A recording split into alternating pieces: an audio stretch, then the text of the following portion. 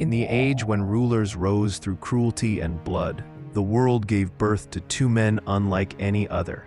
One, a young king who carved empires with fearless charges. The other, a steppe warrior who rose from nothing to command the largest realm in history. Both became legends.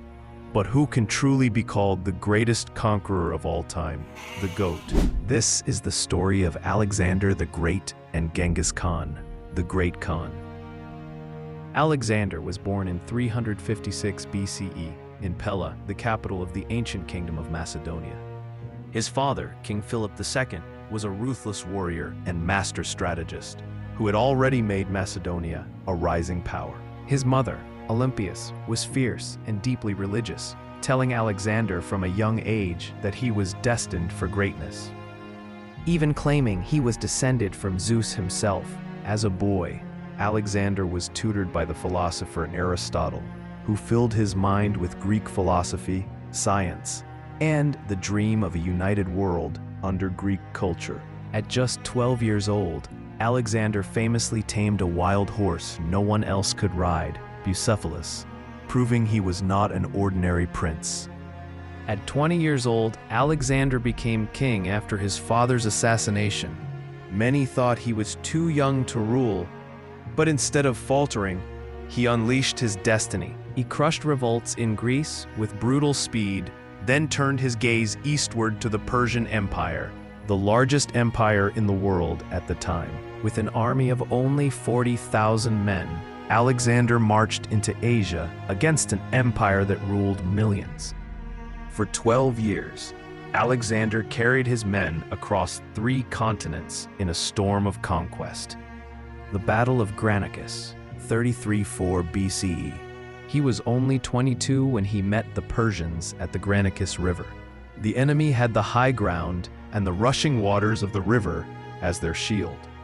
His generals urged him to wait, to be cautious, but Alexander refused. He knew that hesitation would only plant fear in the hearts of his soldiers. So, at dawn, he mounted his horse and charged into the river himself. Spears and arrows cut the air, the water pulled at the horses, and the Persians struck from above. For a moment, it looked like madness. Then in the chaos, a Persian noble split Alexander's helmet with a sword, and death seemed certain, until Cletus the Black struck down the attacker and saved his king. Seeing their leader bloodied but unbroken, the Macedonians roared with fury. Fueled by their king's bravery, they surged up the banks, broke through the Persian line, and sent their enemies fleeing. That day, Alexander showed the world that he was not just a commander shouting orders from safety. He was a king who fought in the front lines, and his men would follow him anywhere. The Battle of Issus, 333 BCE. A year later, Alexander faced not just Persian satraps, but Darius III himself, the King of Kings at Issus. The Persians outnumbered the Macedonians by more than 2-1. But the narrow plain of the battlefield became Alexander's ally. He placed himself at the head of his cavalry, shaped them into a wedge, and drove into the enemy with the force of a spear. The Persians broke before him, but Alexander's eyes were fixed only on Darius. There, in his royal chariot, the King of Kings waited behind his guards. Alexander charged straight at him. Darius, ruler of the greatest empire the world had ever seen, felt fear and abandoned his chariot, fleeing for his life. His army, seeing their king run, collapsed into panic. In that moment, Alexander did more than win a battle. He showed that courage could shatter even the mightiest throne. And when he captured Darius's family, he treated them not as spoils, but with honor, proving that he could conquer not just with the sword, but with dignity as well. The Battle of Gaugamela, 331 BCE. Then came Gaugamela, the greatest test of all. Darius had gathered perhaps 250,000 men, with war elephants and chariots armed with blades. Alexander had less than 50,000. On paper, it was hopeless. Yet his men had seen their king turn hopeless battles into triumphs before, and they trusted him completely. On the plain, Alexander shifted his cavalry slowly to the right, pulling the Persians wider and wider until a gap opened in the center. In that single heartbeat, Alexander wheeled his horsemen back and charged like lightning through the opening, cutting straight toward Darius once again. And just as before, the Persian king's courage broke. He fled the battlefield, leaving his empire to collapse around him. Against impossible odds, Alexander and his men stood victorious. At Gaugamela, his soldiers saw not just a king, but a living legend. A man whose courage burned so brightly that it lit the hearts of thousands. They followed him, not because they had to, but because his bravery convinced them that no enemy was too great, no empire too vast, and no dream too far. And with that, Alexander became the master of Asia, carving his name forever into the story of the world. From there, Alexander swept through Egypt, where he was welcomed as a liberator and declared the son of the god Amun. He founded a city, Alexandria, which would become one of the greatest centers of learning in the ancient world. By the time he reached India, Alexander's empire stretched from Greece to Egypt, Persia, and into India, the largest empire the world had seen at that time. Alexander's glory carried shadows as dark as his triumphs were bright. Cities burned in his path, and those who resisted were slaughtered without mercy. His name inspired awe, but also terror. As his empire grew, so did his paranoia. He began to see betrayal everywhere. Friends who had once ridden beside him, generals who had shed blood for him, some were executed at his command. Even those closest to him were not safe from the suspicion of their king. And when his men, weary from years of battle, refused to march deeper into India, Alexander's pride turned cruel. He forced them to cross the brutal deserts on their way back. Thousands collapsed under the burning sun, dying of thirst in the sand. His ambition had carried them to glory, but it also carried them into despair. At last, in 323 BCE, the conqueror himself was struck down. In Babylon, just 32 years old, he fell suddenly ill. Some said it was fever, others whispered poison. Without an heir, his empire splintered, carved apart by the very generals who had once sworn loyalty to him. Yet in death, his legend only grew. He had built the greatest empire of his age, stretching from Greece to the edges of India. He had founded more than 20 cities that bore his name, and with them spread a culture that blended East and West. Greek ideas, art, and science rippled through the centuries because of him.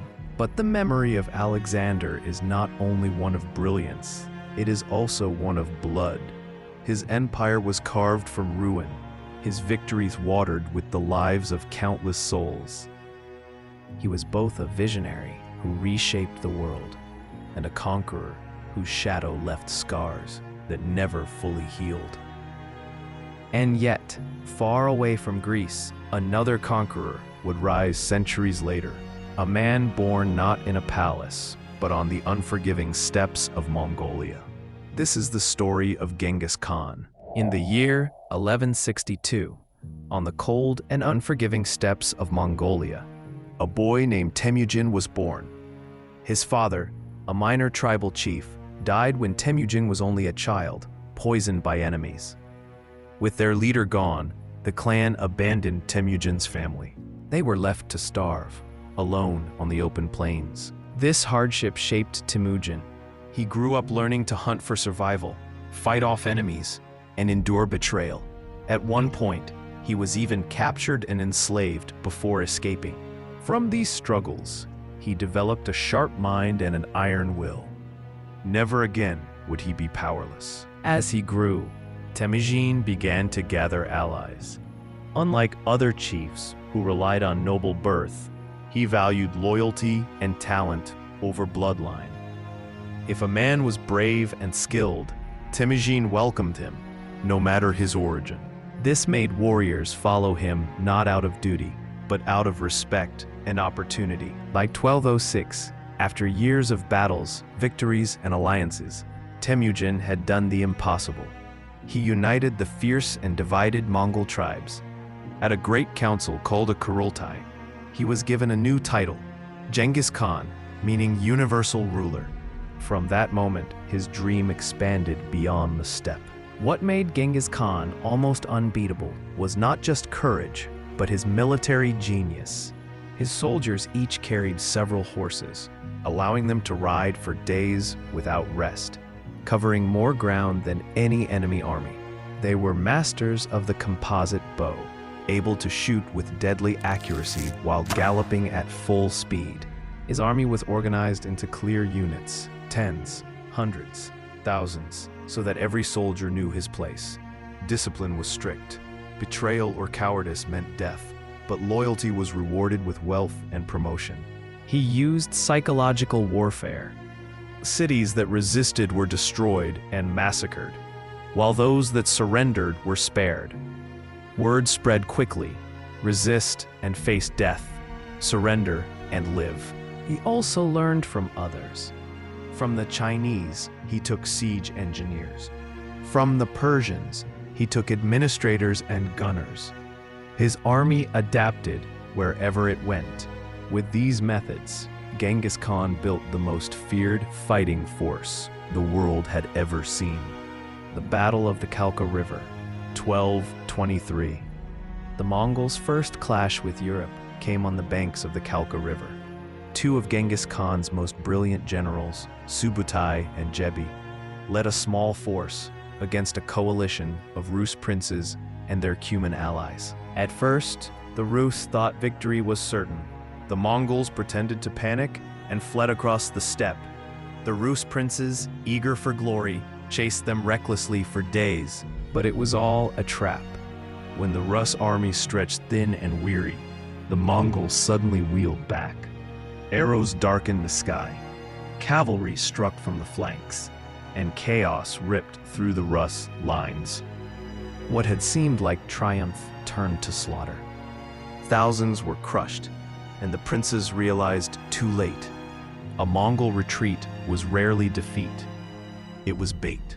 At Kalka, Europe got its first taste of Mongol warfare.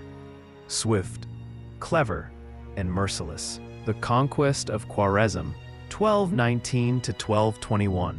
The Khwarezmian Shah made a fatal mistake. When Genghis Khan sent a caravan of merchants, the Shah had them murdered. Worse still, he killed the Mongol envoys who came seeking justice. To Genghis, this was unforgivable. To kill a messenger was to spit on the sacred laws of the steppe. His reply was not negotiation, it was annihilation. The Mongol army swept into Central Asia like a storm. City after city fell. Bukhara was sacked, Samarkand captured, and its defenders butchered. At Gurganj, one of the richest cities of the empire, resistance led to horror. Tens of thousands slain, irrigation canals destroyed, farmland turned to desert. This was not just conquest, it was punishment. Genghis Khan wanted the world to know, betray him, and your kingdom would not just lose, it would vanish from the earth.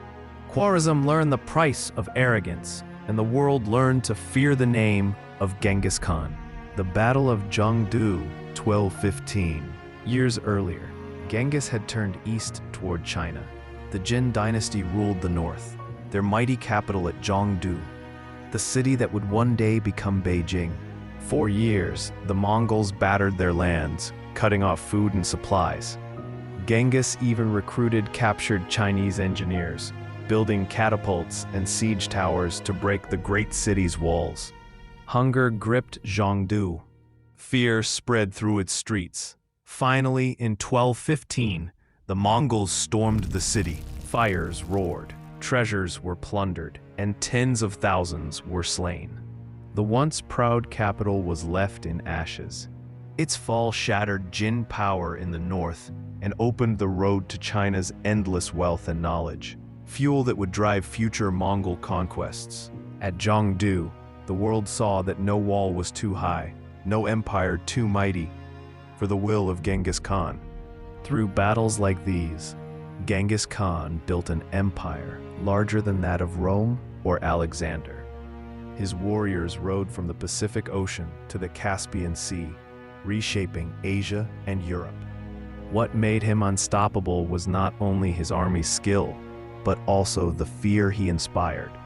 His enemies never knew if the Mongols were truly retreating or setting a trap.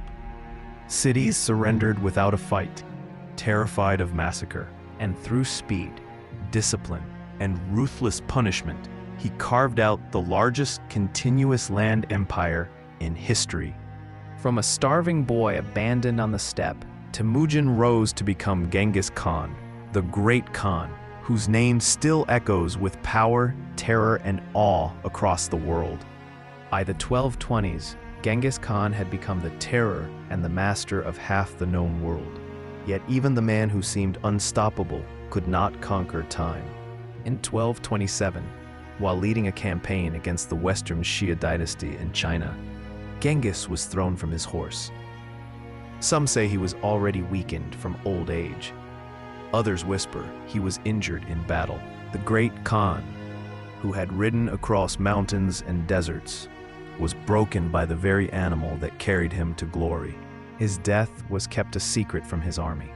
The Mongols continued their campaign, conquering Xia with ruthless force, all while hiding the truth that their leader was gone. Only when victory was secured did the news spread. A funeral was as mysterious as the man himself. Legends say his body was carried back to Mongolia, and anyone who saw the procession was killed to keep its path secret. Some stories even claim rivers were diverted to cover his grave, so that no enemy, no rival, and no thief could ever disturb him. To this day, the tomb of Genghis Khan has never been found. Though he died in 1227, his legacy thundered on. His sons and grandsons would expand the Mongol Empire into the largest in history, stretching from China to Europe. But the shadow of the man himself, the warrior who began as Temüjin and became Genghis Khan, still looms over the world. Two men from different worlds, one born in a palace, the other in the wilderness. One guided by philosophers, the other forged by survival. Alexander carved an empire in just 12 years, carrying Greek culture across continents.